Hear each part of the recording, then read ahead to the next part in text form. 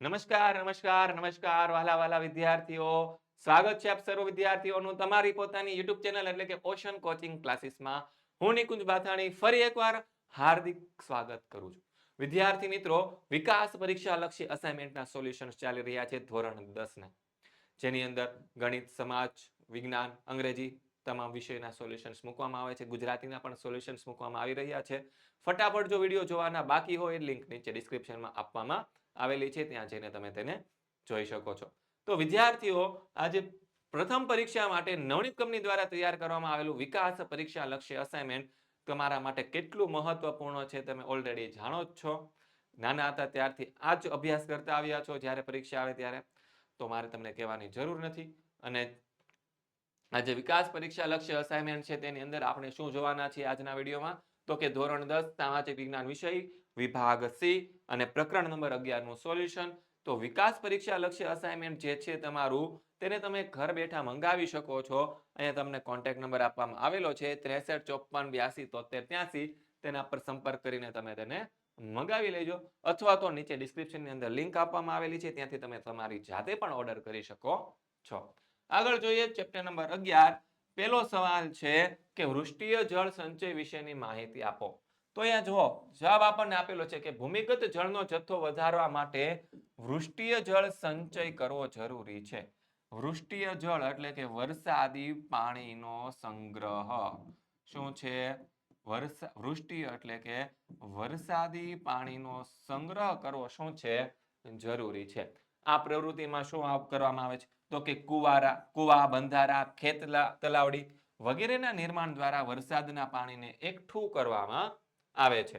તેનાથી ભૂમિમાં જળ સંચય થઈ ભૂમિગત જળની સપાટી ઊંચી આવે છે અને સંચિત પૃષ્ઠીય જળના અનેક ઉપયોગો થઈ શકે છે. વૃષ્ટિય જળ સંચયન છે તેના મુખ્ય હેતુઓ અથવા તો ઉદ્દેશો નીચે મુજબ છે. કયા કયા હેતુઓ છે? તો કે પાણીની વધતી જતી માંગને પૂરી કરવી, સપાટી પરથી નિરર્થક વહી જતું પાણીને ઘટાડવું છે. ત્યારબાદ સડક માર્ગોને પાણીના ભરાવાથી બચાવી શકાય છે. પછી ભૂમિગત જળનો જથ્થો વધારી તેની સપાટી આપણે ઊંચે લાવી શકીએ છીએ. અને ભૂમિગત જળનું પ્રદૂષણ ઘટાડવું અને તેની ગુણવત્તામાં સુધારો એ નિત્ય કરવો છે. પછી ઉનાળામાં અને લાંબા શુષ્ક સમયગાળામાં પાણીનો ઘરેલું જરૂરિયાતને પહોંચી વળવા માટે મોટા શહેરોમાં બહુમાળી મકાનોના ધાબા અથવા તો અગાશી અથવા તો છાપરા પર પડતા વરસાદનું જે પાણી છે તેનું એકઠું કરવા માટે મકાનોના પરિસરમાં મોટા વરસાદી ટાંકાઓ બનાવવા. શું બનાવવાના છે? મોટા વરસાદી ટાંકા. વૃષ્ટિય જળ સંચય માટે કેટલીક ખર્ચાળ પદ્ધતિઓ પણ છે. તેમાં પાણી ભરવા માટે ખાડાઓનું નિર્માણ કરવું, ખેતરની ફરતે ઊંડી નીકો ખોદવી, નાની નાની નદીઓ પર બંધારાઓ બાંધવા, આવો બધો પણ સમાવેશ થાય છે. ત્યારબાદ બીજો સવાલ છે, જળ વ્યવસ્થાપન માટે મુદ્દાઓ કેવા ધ્યાનમાં રાખવા જોઈએ? તો જોઈએ જવાબ કે જળનો યોગ્ય વ્યવસ્થાપન માટે નીચેના મુદ્દા ધ્યાનમાં રાખવા જોઈએ.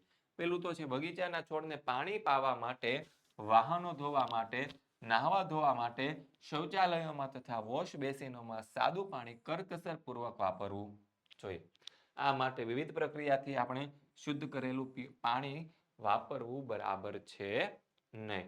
પછી જળ સંરક્ષણ અને વ્યવસ્થાપનની પ્રવૃત્તિમાં શું કરવાનું છે? લોક જાગૃતિ પેદા કરી સંબંધિત સ્થાનિક લોકોને આપણે સામેલ પણ કરવા જોઈએ. જળાશયોને પ્રદૂષણથી બચાવવા જોઈએ, કારણ કે પ્રદૂષણથી બરબાદ થયેલા જળાશયને સારું બનાવવામાં શું થાય છે? વર્ષો લાગી જાય છે. ઉપયોગમાં લેવાયેલા જે પાણીનો શક્ય હોય તો પુનઃ ઉપયોગ થાય તેવા પ્રયત્ન કરવા જોઈએ. ભૂમિગત જળનો ઉપયોગ કરતા એકમો પર આપણે દેખરેખ રાખવી જોઈએ. પછી શું કહે છે? કુવા, ટ્યુબવેલ, ખેત તલાવડી જેવા જળ સ્ત્રાવના એકમનો ઉપયોગ આપણે વધારવો જોઈએ. અને પાણી પુરવઠાની પાઇપલાઇનમાં પ્રદૂષણ થતું અટકાવવા તેની ભરેલી રાખવી જોઈએ. અને તેમાં નુકસાન થાય તેનું તાત્કાલિક સમારકામ કરાવવું જોઈએ, જેથી તેમાં નુકસાનવાળા ભાગ દ્વારા પ્રદૂષણ ન થાય અને પાણી છે તે બહાર વહી જતું આપણે અટકાવી શકીએ. ત્રીજો સવાલ છે કે બહુહેતુક યોજનાનું મહત્વ જણાવો.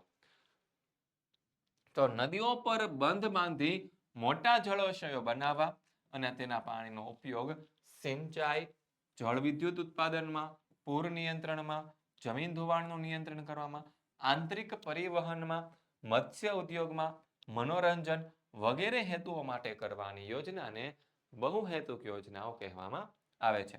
અને બહુહેતુક યોજનાઓના મુખ્ય હેતુઓ આ પ્રમાણે છે. તો કે બંધોથી બનેલા જળાશયોમાંથી નહેરો કાઢી દેશમાં સિંચાઈનો વિકાસ કરી ખેત ઉત્પાદન વધારવું, બંધોના પાણી દ્વારા જળ ઉત્પન્ન કરી ખેતી અને ઉદ્યોગનો વિકાસ કરવો, ઉદ્યોગો અને મોટી વસાહતોમાં પૂરું પાણી છે તેને પૂરું પાડવું.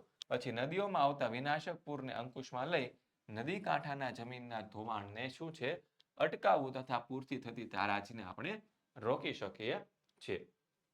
જળાશયમાંથી મોટી નહેરો કાઢી આંતરિક જળમાર્ગો વિકસાવવા, બંધોથી રચાયેલા જળાશયોમાં મત્સ્ય કેન્દ્ર ઊભા કરવા અને ઉદ્યોગ વિકસાવવા, નદી કાંઠાના વિસ્તારોમાં જંગલોનો વિકાસ કરી વન્યજીવનું સંરક્ષણ કરવું, લીલો ઘાસચારો ઉત્પન્ન કરી પશુપાલનનો વ્યવસાય વિકસાવો અને જળાશયોમાંથી આજુબાજુના શહેરો અને ગામડાઓને પીવાનું સ્વચ્છ અને શુદ્ધ પાણી પૂરું પાડવું અને બંધો પાસે જે બાગ બગીચા બનાવી મનોરંજન માટે સહેલગાના રમણીય સ્થળોએ ઊભા કરવા. આ બધું બહુહેતુક યોજનાના મુખ્ય હેતુ એટલે કે તેનું મહત્વ છે.